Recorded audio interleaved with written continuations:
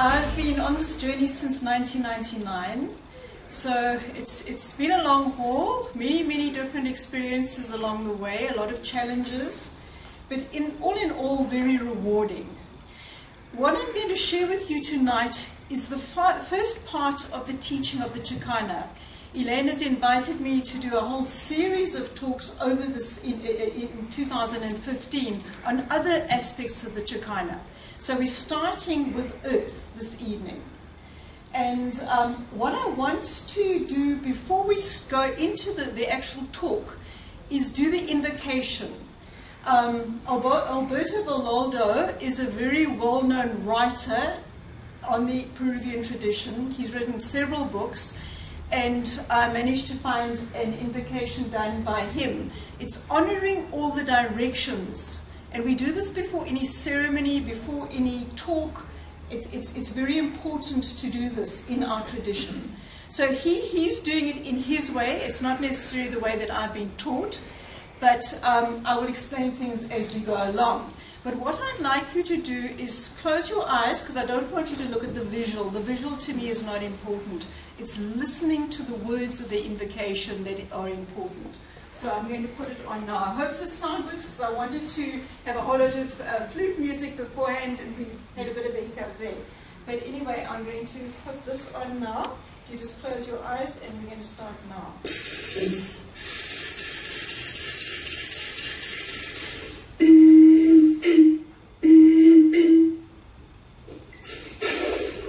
To the winds of the south, Pachamama, great serpent, mother of the waters, we call on you, mother. Come and wrap your coils of light around us. Teach us your ways, to shed the past the way you shed your skin. Teach us the beauty way, to walk with beauty on the earth, to touch everyone we touch with beauty. Oh.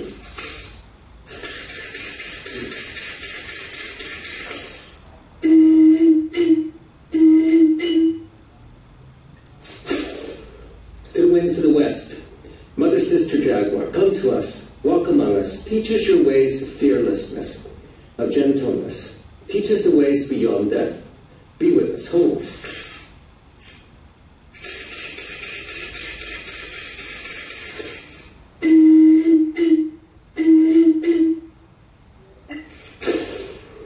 To the winds of the north, Siwakente, hummingbird, grandmothers and grandfathers, ancient ones, guardians and keepers of this land.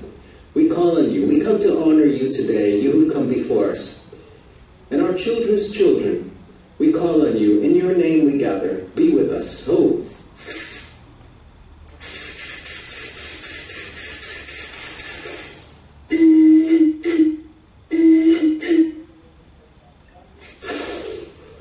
To the winds of the east, the place of the rising sun, Mother Eagle, Sister Eagle, Condor, come fly to us. Come to us from your mountaintop in the east. Hold us sweetly under your wing, Mother. Teach us your ways of flight, of sight. Oh.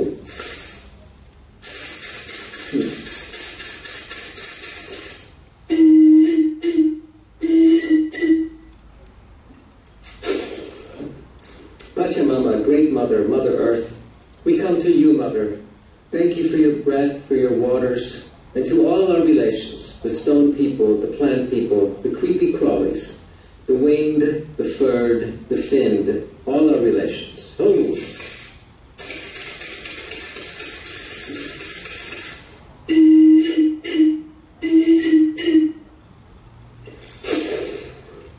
Father, Son, Grandmother Moon, to all the star nations, our star brothers and sisters, the sacred mountains of this land, of this earth, and Iliatixi Viracocha, Great Spirit, Creator of all, you who are known by 1,000 names, and you who are the unnameable one, you who sit above us and below us, you who sit in the north, in the south, in the east, and the west.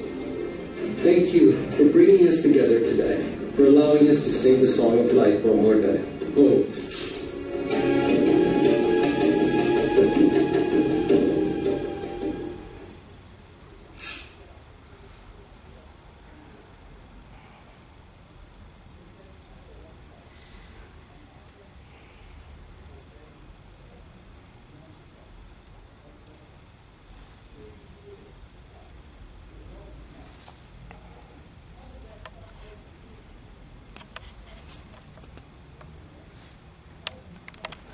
sorry guys, I just want to get this over here.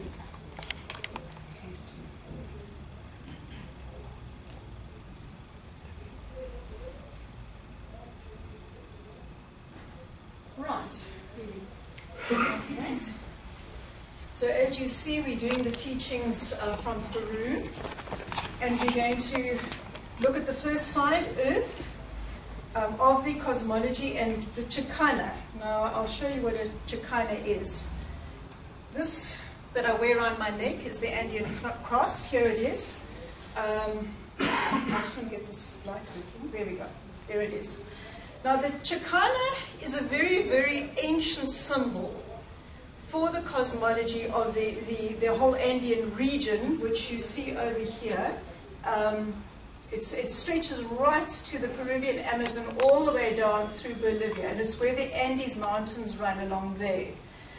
I've shown you on the map here, Cusco is in the middle here, Titicaca area, there is Cusco, sorry, Titicaca area here. This is where they said all life began from the lead cliffs of Titicaca.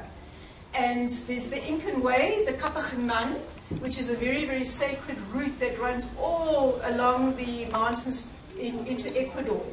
Now, the Chakana you see here, they call this the Tawantinsuyo, the four quarters or the four directions. The Tawantinsuyo was very, very important to the Incas. And each direction, this is west, that is north, east, south. Each had a very specific energy, and they recognized this, that this energy needed to be used in different ways. That's why they call it the Tawan, which is Tawa means four directions. And the teaching that I learned from 1999 started here, the earth. And the earth is very, very sacred to the Incas, and they say it's very important that we begin there. We are on the earth, we're living on the earth, but we deal with material things. The matter is important, and the sand and the ground and everything there. I've got another map of South America here, just to show where Rio is, Sao Paulo. Usually if you fly to this area, you fly via Sao Paulo, and then you fly to Lima, that is up here. And then here, so they just showed a route there, but it's just to show you how you actually reach this area. Okay, Pachamama is our Mother Earth.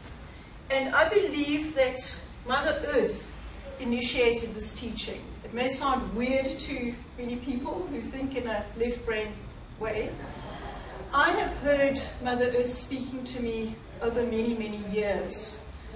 Actually, it started even before I went on this journey. In 1998, I went through a very traumatic time, and I spent a lot of time in the Magaliesberg mountain. I have a farm below the mountains, and I journeyed there. And this voice started speaking to me, this feminine voice. And I said, "Who are you?" And I got this feeling, it was Mother Earth. So everything that I do is connected to the earth, because we live on this planet, and this planet has amazing consciousness. But us as human beings have forgotten this. We've forgotten that we can actually speak to our Mother Earth. So this is very, very important, this teaching. This painting that you see here is a painting out of a book that I had that I was given by a beautiful person called Jesus, who was my guide in Peru the first time I went. And it's all a book of paintings. He knew that I was an artist, and he shared this book with me. And I just thought that was a very beautiful painting of Mother Earth, and then the little hummingbird, which is also very, very sacred in our tradition. And I had amazing and magical experiences with hummingbirds when I was in Peru. So there we are, Earth. It's called element 1, and it's the left side of the Chakana, and the direction is west. Here is the Chakana again, and you, oh, sorry, I've pressed the wrong button, let's go back. Earth. So we're starting here. You'll see here, earth, and then we go to water, then we go to air, and then we go to fire. And each element has a specific value. There's much, much teaching in the Chakana about each element. But these points here are also very valuable. A lot of teaching there as well. Here's a painting that I did of it after my first initiation to show the different elements in the Chakana. here's where we're starting. The growth point is from here. I put a seed in here, and this is where we grow from. The mountains, as we will learn, are very, very important. Also, the jaguar or puma is there as well. And the whole blossoming of our being starts at that point. So the Chakana or Indian cross was the way of life of the Incas. Everything they did was based on this. You'll see community living in one home, in villages, in a city, was all included too. How one lives, how one respects life in all these different aspects. And interesting, the Peruvian Empire never used money. It was a cashless society. They had amazing, amazing teachings on how to work without money. And I believe through visions I've had that we may be going into this time again. So we need to prepare ourselves to be in a Bhakta system, a system that is very different from how we used to live in. It's a system of sharing with each other. Okay, the West is the place of the lightning cat. Now you see that little creature there is not a jaguar. In the invocation that I learned in Quechua, they spoke about the Choquichinche. The Choquichinche is the lightning cat, and it lives in the mountains to the west. Now, interesting, that is where the rain comes from, because to the west, if you remember what I showed you, the map of South America, is the sea. And then the rain clouds come over the mountain and water. So you get a lot of lightning around the mountains to the west. And so it's logical that the lightning cat is there. And this little creature, which is bigger than our domestic cat, it's sort of, I'd say the size of a serval cat, if anybody knows how big a serval cat is. It lives in the mountains. So I did a bit of research. I wasn't ever told by anybody. I'm an avid researcher of many, many things. I study ancient history. I've studied many, many things. I've written books about all my studies. But I like to know the story behind the story in everything that I look into. Also, the West in the invocation, they speak about the rainbow. Now, the rainbow is very specific for me because I was given the name Quichi Maste. Quichi means rainbow. And the Quichi is very, very much part of their tradition as well. There's a lot of stories about the rainbow. My name means rainbow crown. And the Incans used to wear feathers in the shape of, with the colors of the rainbow. The actual royalty. So it was a wonderful name that they gave me. I don't know that I deserve it, but anyway. This path, the earth path, is about transformation. Now, a lot of people in the New Age movement speak about transcending. We don't speak about transcending. We're changing form. Now, this picture that I've put here with these little, oh, sorry, I've got the wrong button again. These pictures are of foxes.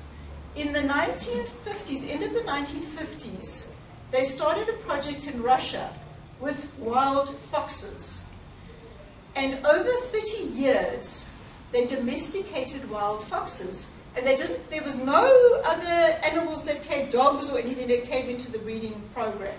They proved that a fox could change into a domestic animal in 30 years with selective breeding. They just took the best of the foxes every time.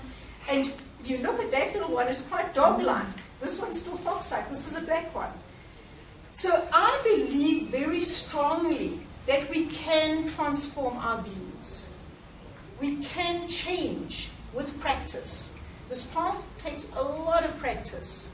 It's mind over matter. It's using the will, the heart, a lot of the heart and changing. Here I have an Inkan Layka. We don't call ourselves shaman. That is a term that is used by the Russians for the indigenous people there who were medicine people who helped the tribes. It's not a word that I like to use at all, but it's a word that people identify with, unfortunately, and there's a lot of stigma attached to it. So I call myself a Layka because that is the term that it's the shepherd. It's a shepherding, it's a priestess, it's looking after the community. And the initiation that I've had is Suyo Alto Mesoyoq. Suyo is the districts. When I say Tawantin Suyo, the four quarters, the 4 districts, I am in a role where I look after the 4 districts. I must know about each 4. So wherever I am, I must know about my community. And of course, us in the cities, we've got everything's got very broken up. But my heart still, I connect with the people that have initiated me, with my community, Layka, and he's doing a despacho ceremony, which we're going to talk about just now.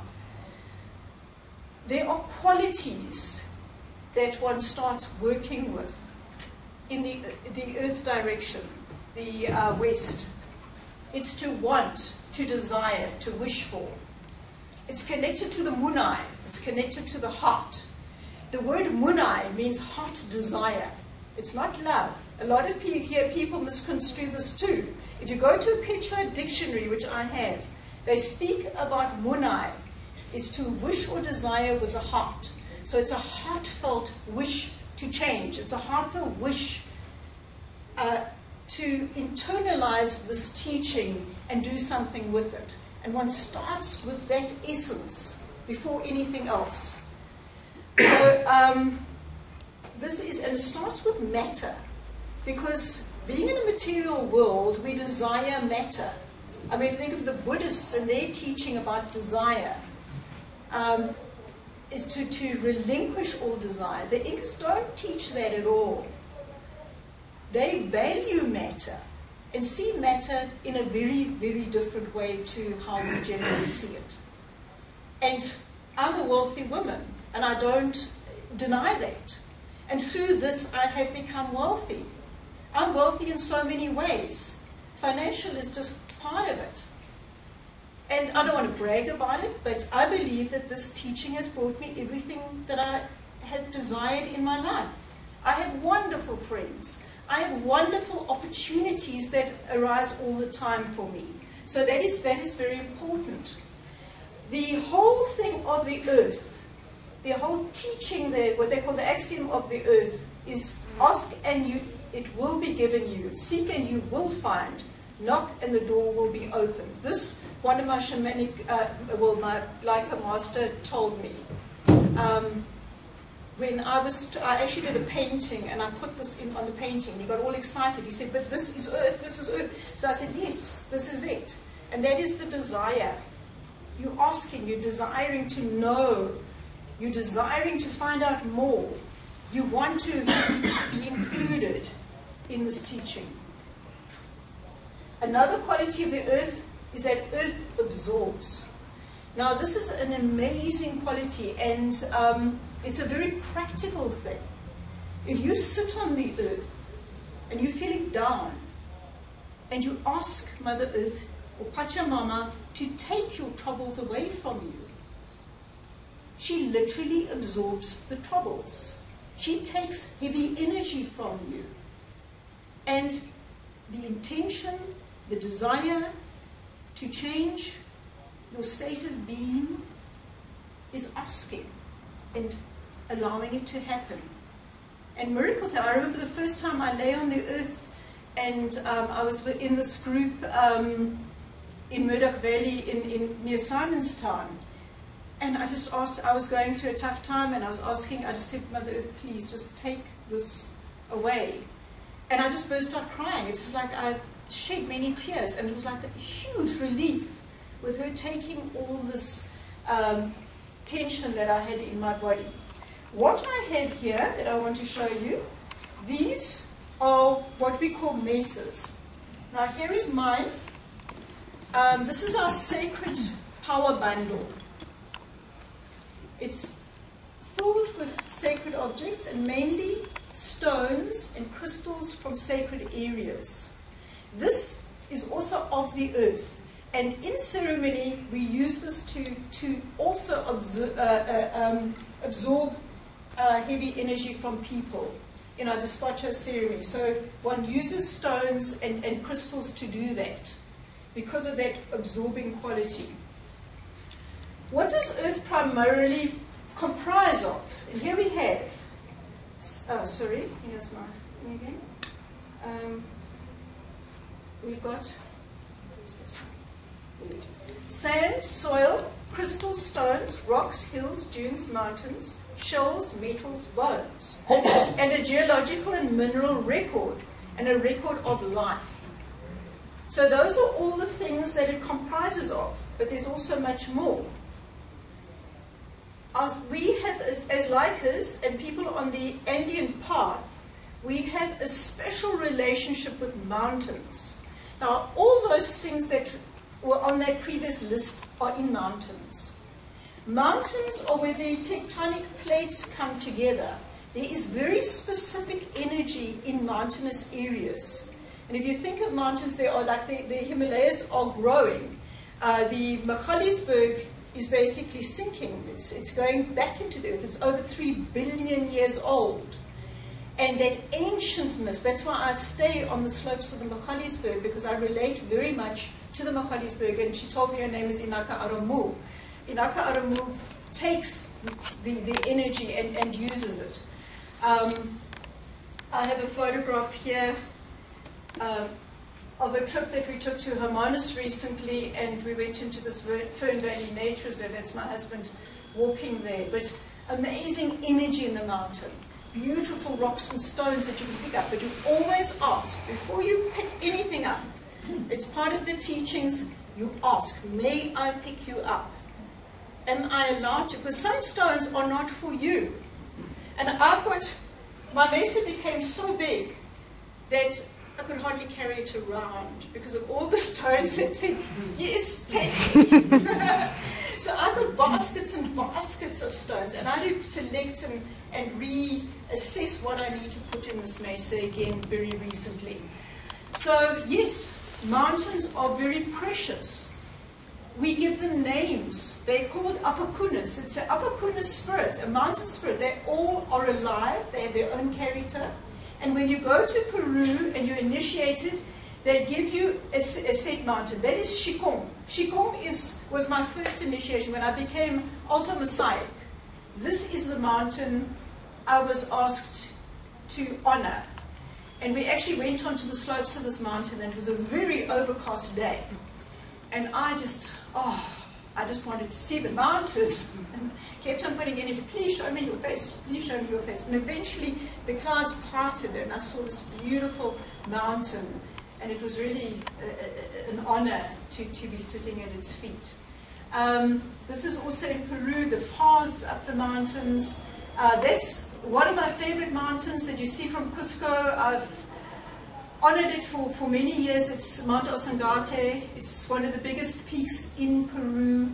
Incredible energy. There's a lake called Coloriti, well, there's the glacier Coloriti, and there's a lake below and I still want to dive into that lake because that's going to be part of my next initiation when I go to Peru.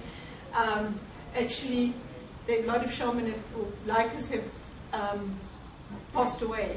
It's terribly, terribly cold. And I wanted to do it last time I was in Peru, but the buses, everything just went haywire. Nothing was, so I realized it wasn't the time. I spent a whole day trying to just get there from Cusco, and I couldn't get there. Then I had to change my plans and rather go to Titicaca and spend time down there. So if things are not meant to be, if you are not ready, this path is very open to you receiving what you need to receive at exactly the right time. Food for thought. We need to often visit power places in nature to absorb the Sami energy. Now, Sami energy, I need to discuss. Because a lot of people have said, is it chi energy? Is it prana? No. I asked one of the people that I was working with, is it because he was a Reiki master and I've studied Reiki as well. And he said, no, it's the earth energy. In these high places in the mountains, you're getting that earth, a lot of volcanoes are there, a lot of incredible earth energy comes close to the surface. And as I've said, it's a high frequency energy. They grow the Coca trees or little bushes on the mountains to absorb the sunny energy. That's why it's such a powerful plant, the Coca plant. But we're going to chat about that a bit later. So it's very necessary for to sustain our physical body to go into mountains. I mean, we've got beautiful Drakensberg here. We've got the Cape Mountains. I go to the Cape at least 3 times a year just to walk in the mountains, just to be there. It's very important. I love the Cape Mountains. I also go to Drakensberg, I said that, Southansburg, Magaliesberg. We have so many beautiful mountains around about too that we can spend time in. But if you are in awareness of what the mountain gives you, it's a totally different experience because you're asking for that energy, to receive that energy, and to sit there and to say, okay, let all this old stuff just go. Pachamama, please absorb it. And then I'm going to receive the summer energy. Okay, as Elena mentioned, there are many ancient food crops that come from Peru. A lot of the food we eat. Now you'll see that our varieties are pitiful compared to the varieties you get in Peru and the whole of Bolivia, Ecuador, that whole area. I mean, potatoes. Look at all the different types of potatoes you get. Peppers, yes, we get a lot of peppers too. Maize. Now I've planted for about the 4th time all these different color mazes. Every time either monkeys come, baboons come, or tailless monkeys with knives come and steal all my corn before it's even ripe. And they take much longer to ripen than our mealies, and also because the actual little seeds they're much bigger than ours. They take that length of time to ripen at the stage where you can actually eat them. Beans, the pulses. Look at that, the different types of beans. Amazing. Squashes. All the different pumpkins and squashes also come from this area. Huge variety of them. And here I've got the rainbow again, the quiche, and over the fields, there's all these plants growing there. Also, another thing, the amaranth. There's a lot of different varieties of amaranth, and they are so wholesome. I grow them on my farm because I eat the leaves and I eat the seeds as well. Sunflowers, I know Mexico, Central America too, but there's many, many different sunflower varieties too. So you can see all these different things come from that area. They were primarily agriculturalists. The Incan Empire was an agricultural empire. This, of course, has lots to do with their cosmology as well. Cosmology, let me explain the word because it's important that you understand that too. Cosmos means order. It's a system of ordering life. Chaos, you get cosmos on one side and chaos on the other. There are many, many spiritual or esoteric teachings that speak about cosmos and chaos. And cosmology is a system that puts everything in order. Okay, sacred plants of the Incas. Now, I've mentioned Coca already, and I want to speak about the Kintu. Now, unfortunately, I don't have fresh Coca leaves, but we're allowed to use bay laurel. So the bay, we substitute our Kintus. This is also a sacred plant of Europe, so of the Mediterranean. So that's why we're allowed to use it as well. Apparently there is coca growing, proper coca, in the Orobik Gorge in Natal. And I still want to go there to get somebody to take. Apparently it's right up that gorge. And they've discovered that it's growing wild there, which is very interesting. So it does grow in South Africa. And I reckon it probably will be along the coast as well, because there was a lot of trading in the ancient world. Before there were certain cataclysms that happened, but all around there was trading. And even in Egypt, in Pharaoh's coffins, in the sarcophagi, they found cocaine and pounded coca. So that's interesting that Egypt also had coca there. Now to me, this is a very, very beautiful plant. I don't see the cocaine side to it because it sustains life. For many, many agricultural workers, they chew coca continually because it gives them incredible vitamins. I think there are 12 different vitamins in coca. You can do your research on the internet. There's a lot written about it. Also, it stops thirst, it stops hunger, it has so many, it's good for the stomach, it's good for the digestive system. It helps you with height. When you're going up mountains, to actually chew the coca. I never had altitude sickness when I was in Peru, and nor did my husband, because we chewed coca. So it helps with so many things. And there's a whole system, which I'm going to explain just now, about how people trade with coca. So this is what they call a kintu, the 3 leaves together. And what we do to honor the earth, to honor the mountains, we blow twice, because that's honoring. With the coca seeds, we use the seeds in our dispachos, we blow them 3 times. We put them against our heart, we put them against our forehead. We blow them 3 times, honoring the plant. And with any plant work, I believe it is very important to honor the plants before we work with them. Because whatever experience we have through the plant, it will be heightened. You'll have amazing, amazing experiences if you are honoring the plant, you're giving it, and even blowing on it and blessing it. The kintu is a blessing.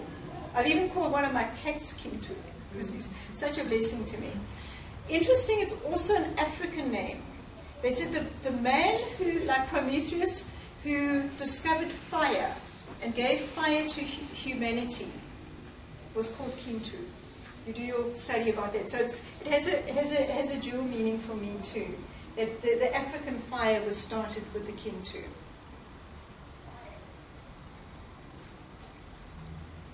Okay, coca divination. This is also part of what we learn on this path. Now you see these leaves all folded, torn. There's all sorts of things that are strange in them. These all have meanings for the Layka, or the Peruvian shaman.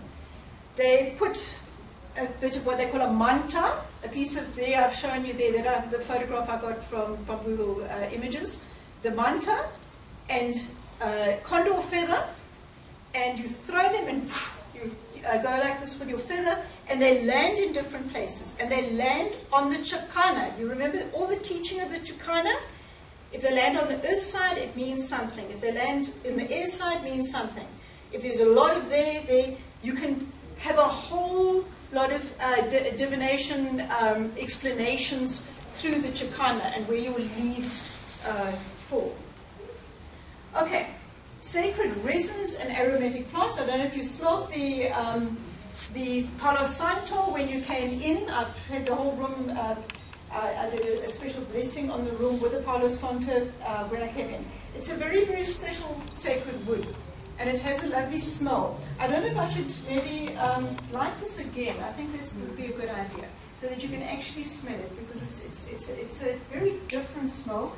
And whenever you do despacho, whenever you do Inkan ceremony, if you can,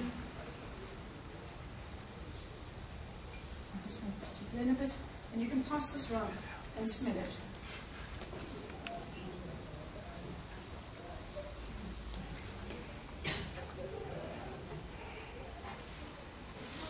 Okay, sacred resins. The copal resin is used in a lot of ceremony as well. It's a golden color.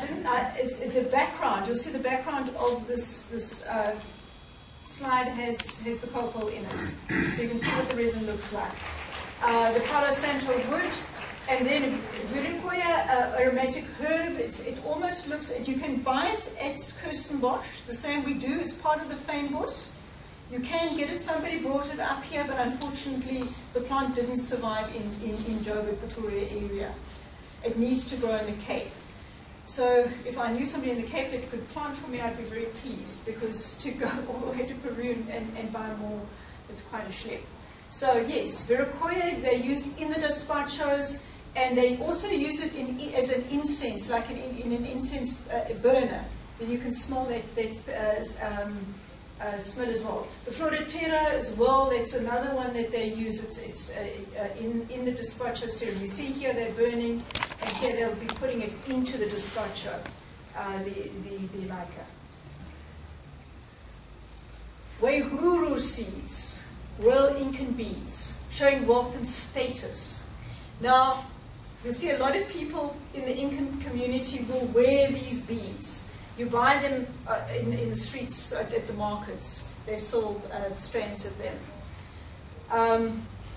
They are very, very beautiful. And one of the masters told me that if I put them in my purse, this is how you get lots of money. You put your male, which is the one with the black, oh, sorry, here we go again with this. The one with the black dot on it is the male.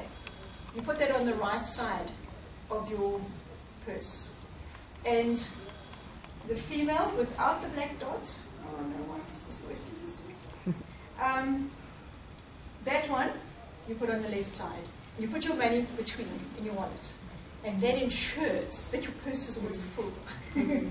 So anyway, it's I say this whole thing of showing wealth and status, that's what it's about.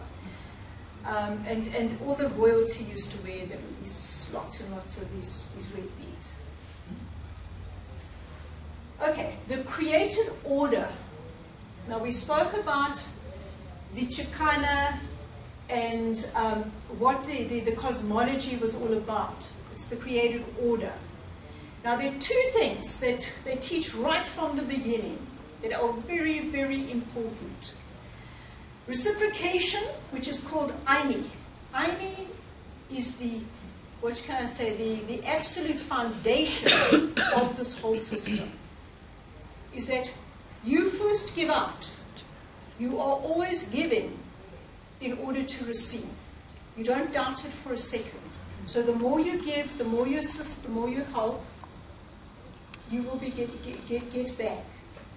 So it's not this imprisoned state and saying, "Ooh, I've only got a little bit, I can't do anything." What I told you about the coca leaves, the Aini, they represent the Aini, because what happens is that the farmers call the whole village in to help them pick the coca leaves at certain times of the year. And for picking, they don't receive money. They receive bags of coca leaves that sustain them through the year. And in Bolivia, there's a district where they grow a lot of coca. And people come from all far and wide, even today, to pick. And they don't receive money. If they can take bags back with them, as I say, it sustains them for a year. Then they've got all their vitamins, everything to keep them healthy in the coca leaves. They don't take cocaine. Cocaine's not part of their system at all. It's the coca leaves that are so important. And that's why whatever they do, before a meal they'll honor. They'll be using the coca leaves all the time to honor Mother Earth, to honor the Creator. And they'll be blowing those leaves. So when you go to Peru, you often see them with the leaves, and they'll be putting them on the ground or doing this. The whole despacho, they're using the leaves all the time to make a circle. And they have them representing different things. Sometimes they're representing different mountains you work with. Sometimes they're representing family and friends and different aspects of your life. Let's get this right. This is what they make like a sacred mandala initially in a despacho. It's flowers, and then they put all different ingredients in. You see here is a paper, a white paper that is put on. Here is another system of despacho that I was taught by another shaman, not the ones that taught me originally. He told me all about when I was in Peru. I was up the mountain and I met him. That you put it in a pot, an earthenware pot, and I quite like doing that. I go to a florist and get the earthenware pots and do despacho in a pot, if I'm, say, doing a small despacho. You can see here are the special bundles, the sacred bundles, the messes of these particular, we'll hear here as well, of the Layka that is doing the despacho. I just thought that was such a beautiful photo of Aini, this little bird giving back. Just a wonderful experience, the magical experiences one has. And because these little birds used to fly around me wherever I went in Peru, I went on my own to a lot of places. I didn't go with anybody. I toured around for about 2 weeks on my own after my initiation because I felt I needed to go on this vision quest and internalize and integrate what I experienced. And everywhere I went, these little birds, they were so incredibly beautiful. And they showed me things. They'd call me, like they'd fly and come. And I just feel that Mother Earth works with this energy. And the whole of nature, I mean, even when I go take people up in Johannesburg, birds will come and show me paths and show me new things. And I've had absolutely amazing experiences through this. And then what is so important about the system too is the gratitude. You live in gratitude. As I said, they blow the kintu, everything has gratitude. They don't have a meal. We taught special symbols we bless our food with. We do everything in gratitude. When I wake up in the morning, I greet the sun and thank Mother Earth and Sun for the day. And I just bless the day. And my family and everybody in my life, and it's just like there's a special may I be the light to the world type of thing. This was part of my last initiation, and it's such a blessing to be able to do this. That there's no petition. I don't have any petition prayer ever. And of course the Christian church, and I studied to be a minister years back, so I know that whole tradition. It's all petition, petition, petition. We never petition. It's thank you for what has really happened. Thank you, and bless everything.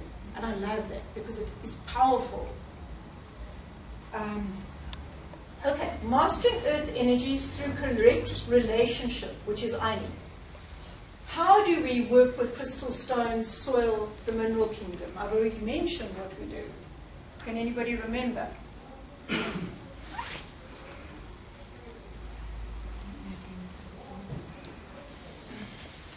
They're in your masa. Yes, they're in the mesa. Yes, that's right. Yeah, we do and we honor them, but how did they get here? You asked them. You asked them. I asked, yes. So it's this whole thing of, will you give me, then I will give you. I honor you. Every step I take, I honor the earth. I honor the stones. I'm honoring everything that's around me. If I'm going to plant seeds, bless the seeds. Honor the ground I'm planting the seeds in. So with everything you're doing, every bit of food you eat, you are aware. You see, the whole thing is mindfulness and awareness. The whole teaching is that in every single way. So that is it. And I said the food plants, the animals that supply us, we are aware of that. Even our pets that are giving us love all the time. I don't eat animal flesh, so, but people who do, there's nothing wrong. The Incas don't teach that you need to be vegetarian. It's a personal choice. In Peru, they eat guinea pigs, which I used to have guinea pigs as pets as a child. So there's no way I could even think of eating a guinea pig, because I know they're highly intelligent little creatures. And I love my guinea pigs. So yes, you come across people that do things differently, but as I say, it's personal choice. They don't restrict you in this teaching to how you want to live. Healing plants, the herbs. If you're using herbs, may I pick you? How much do I need? I work as a herbalist for my people on the farm. Often people come with ailments to me, and I'm working with the plants. We're told on this path to learn about all the herbs and all the healing plants. This is the earth as well. We need to know our plant law. We're told to study books on plant law, and we actually tested as well on different plants and the uses of herbal plants for healing. And trees as well, fungi. What can you do with these plants? And because you plant people, you're part of this group, very, very important to know every single plant and what it can do for you. Because the pharmaceutical industries are cutting back. They're cutting back. The solar products out here, they're taking a lot of the products off the market now. A lot of things that we could get before, we're not going to be able to get in the future because of these laws that have been put in place globally. I mean, comfrey we haven't been able to get for In Europe, in England, they stopped comfrey. Comfrey is fantastic for bone knitting. I mean, I broke my foot in 5 places, and I put comfrey leaves all around. I said they wanted to put my foot in plants. I said, no, you're not putting out. Wear the moon boots, it's fine. But I want to treat my foot myself, which I did, and I was totally healed. It took longer, it took 8 weeks, but then I could walk and I could run and I could do everything again. So there's certain plants that do magic, if you know how to use them. Okay, animals, reptiles, insects, birds, just honoring. I mean, the bird life, and just saying, oh man, I just bless you, my whole property. Thank you for coming into my life, and I've got exquisite birds. Every little lizard I'm blessing, insects, birds, all over. It's just this magic. And if you get involved with the magic, you feel magical. Material things that are man-made, our possessions, honor them too. There's nothing wrong with having juices and liquidizers. And I don't like a microwave myself. I just feel the energy. I don't like the energy. But if you've got all this stuff, honor it. I've got this beautiful gas oven, and I honor it. I think, oh, you are fantastic. Thank you.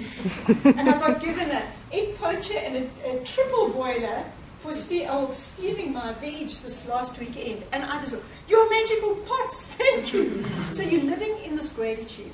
It makes a world of difference. Your whole spirit is different. You're different. So yes, everything is special around us. Okay, relationships that matter. Now, when I say matter, if you mind, it matters. If you're starting to object to things, if you're starting to say, everything has a consequence, and that's when you mind. If you don't mind, it doesn't matter. So yeah, we're looking at this. The higher frequency energy that we've already discussed, Sami. It's important to us to absorb this energy, but what happens when with a lot of people? Now, like if I go into a shopping center, whoa, I can see people's energy. And I just shut down. The last time I came back from an initiation, I could see everything. I could see all the woes. Everybody was carrying these woes. And I just shut myself down. The heavy frequency energy, which is in humans, is called Hucha. Hucha can be stagnant, it can be erratic, and it can be chaotical. They don't teach this. I learned this for myself. I said, what is Hucha? Let me observe Hucha. How does it work? The Laykas tell you that it's heavy energy.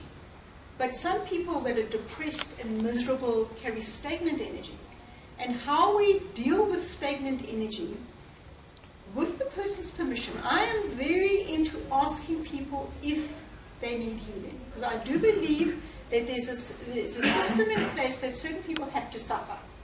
They've got to go through experiences. And I tried to step in with my daughter 2 weeks ago, and I got a real whammy. This morning we spoke about it, and she said, Mom, stop interfering in my life. But because my daughter is very close to me, and she's just lost her job, her husband hasn't had a job for a year, I've been really feeling for them. And she said, I don't want to hear about your type of life, I don't want to hear what you're doing or whatever. And she's high in corporate, she's a top manager was a top manager of a huge company that has just folded. And this is going to happen more and more and more. And I tried to intervene, and yeah, I got slapped, knocked flying. And I just say, yes, I was disrespectful, and I owned it. I said, sorry, I apologize, I shouldn't have stepped in. Sometimes one does, as a parent or somebody close to you, but even there, you cannot. And this is also part of the teaching. You have to respect everything. And so you always ask, may I step in? May I help you? The person says, yes, well, fine, do your thing. But it's very important. The heavy energy we literally eat. You say you digest the energy. You eat it. And this part of your body, there's what they call the Cusco. It's like the navel. It's the city is called Cusco. It is the navel of Peru. You open this chakra, which is the solar plexus, basically, which if you think of our terms that we worked before, and you draw that energy into you, and you have a good meal. Sometimes you get sick from it because that energy is really heavy and it's miserable, but it's relieving that person. And then you put it into the earth, because the earth absorbs. She digests it. After it's been in you, you put it into the earth. So that's part of the teaching, how to deal with the energy. And they say there's always the gift of Sammy that comes out of, once you've digested it, you'll get the gift. So when you've digested it and released it, it releases this Sammy energy. The earth like gives you a boost of it, and you actually feel good after doing this. So it's a gift. Okay. Like energy attracts like energy. Where attention goes, energy flows. Think of the smile. And actually, it was this little bit that actually gave me this thing, because I thought, oh, if you're smiling at somebody, somebody's going to smile back at you. If you're happy, you're spreading the joy. And that is also part of this teaching. Your state of being, your energy field touches others. You need to say a word. I'm doing a hell of a lot of talking. I usually don't do much talking, but just by smiling, walking down the street, you see somebody looking miserable, let them smile. And immediately you uplift their spirit. At work, somebody's miserable, smile at them. I have this thing with touching people on the shoulders, because the shoulder is a very special part of the body. It's like you become a child again. Somebody puts their hand on your shoulder. That innocent feeling comes, and you feel really nurtured. So yeah, that's also part of the teaching, is to be there for others, but in a very respectful way. If you respect others, you will also be respected. In training energy through connecting. So when you connect to somebody with permission, you are upbuilding them, you're releasing them from the heaviness, and you will also feel uplifted. Everything is particles of energy moving at different rates. And if you remember that too, you are energy, everything that's around you is energy. This whole material kingdom is energy. The whole earth is energy. So that's why you can change things. That's why I say with the little foxes, back to there. If you recognize that energy can change, everything can change, you can change. There's never a no, it can't happen. It always will happen. You create your reality with your will. That's why I say the will is through the heart, not through your mind, through the heart. Just a question. Yeah. Will. How did they perceive will? Well, this is what they call the munai, the desire. And they said it's also will, because that came in the translation as well, because they speak Spanish, and the translator said, because somebody did ask, they asked the same question. They said it's will through the heart, which is the desire to change. So it's projecting the heart energy, and through the heart energy you make the change. It's not with your mind. And how would you compare that to the concept of European or Western free will?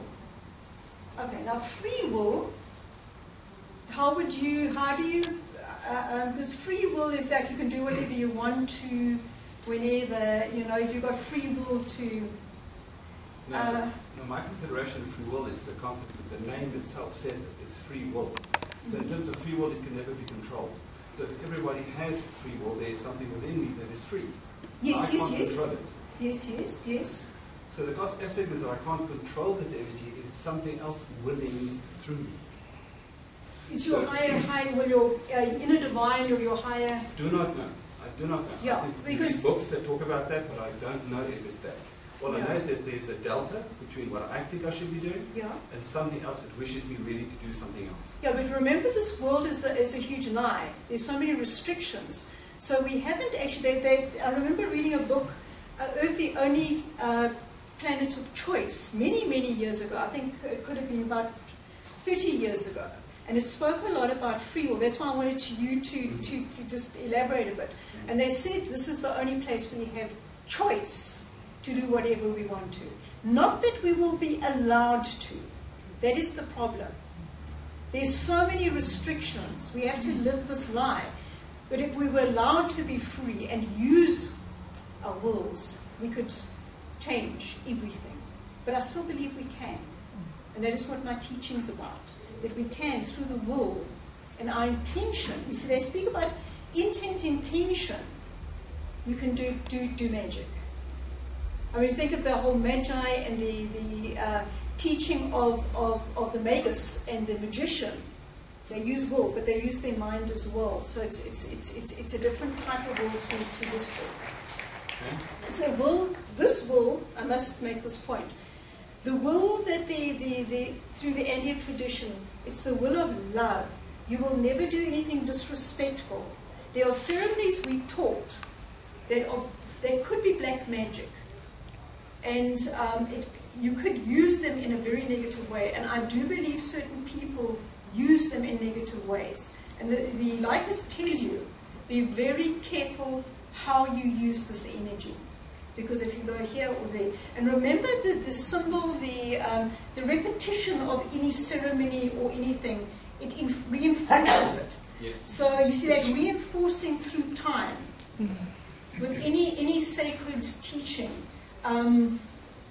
changes things. So if I'm working according to tradition, I have this backup of this tradition behind me. So I will work through the heart, and the traditions behind it. What I'm doing is like reinforced. But if I'm working on my own, like I did with my daughter a couple of weeks ago, I wasn't thinking of that, and I was just thinking of her plight. Feeling sorry for her, I did something very stupid. And I realized afterwards, gee, that wasn't the way I should have been working. But we're all vulnerable, and if anything, I will say I slip up and I slip up. But I have the mindfulness to be aware of it. But the absolute free will, as I say, we don't have many choices in this reality. But we can make a difference in our personal lives. Does that answer anything? Sorry, No, you're good. You're good. Okay. I just wanted to ask now, would you work with guides as well, or is then the energy of the earth or No, I don't work with guides at all. Okay, Look, because his question with the whole will thing is, I work with ancestors, so my ancestor says to me, wake up at 4 o'clock in the morning, go to the top of the mountain, burn these herbs, and say a prayer for these people. And shit, I don't feel like waking up at 4 o'clock in the morning to go and do that. Is that the free will? Do you think that the free will is separated from your understanding of your responsibility towards your path or your destiny, so to speak? Or do you think that it's okay to just say, well, no, it's all good? Like, I won't do that. No. I believe, because I've studied Sangoma, I've also gone through that tradition. If the ancestors are talking to you and they're serious, you honor that. But I'm in a place where I don't work with I work with my inner guidance. And my inner guidance. Okay, so you have your own free will. I must have the free will of But some people, you need to go through systems to break free. I find that's something that I've learned, and I'm close to 60. So it's like I've had to go through different traditions to learn the teaching, so that I could make the choices for myself. And I found that this Inkan cosmology is the closest that resonates with me personally. Because there's no restrictions on, you have to work with these guys, you've got to work with that one, you've got to work with that entity, or this deity, or whatever. So I see Mother Earth, because she's conscious. I work with the sun energy, the solar energy. I see that as, I don't see it masculine or feminine as the Earth. We call her Mother Earth, but it's not a gender thing with me. It's energy that I work with, and that's it. And I say Mother Earth speaks to me, it's like through my consciousness.